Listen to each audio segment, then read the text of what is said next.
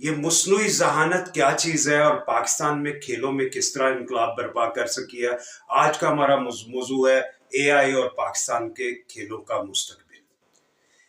جی ہاں، دیکھنا یہ ہے کہ پاکستان میں کھیلوں میں کس طرح انقلاب لایا جا سکتا ہے، اور خاص طور پہ گورننس، ٹرانسپیرنسی، اکاؤنٹیبلٹی، اور خاص طور پہ فیئر پلے کے لیے۔ اگر دیکھا جائے تو کھلاڑیوں کی سلیکشن پرفارمنس پہ ہوتی ہے، اور پرفارمنس کو کس طرح اے آئی ڈیل کرتی ہے، اس تمام موضوعات کو ہم لوگ آج کوزے میں بند کرنے کی کوشش کریں گے۔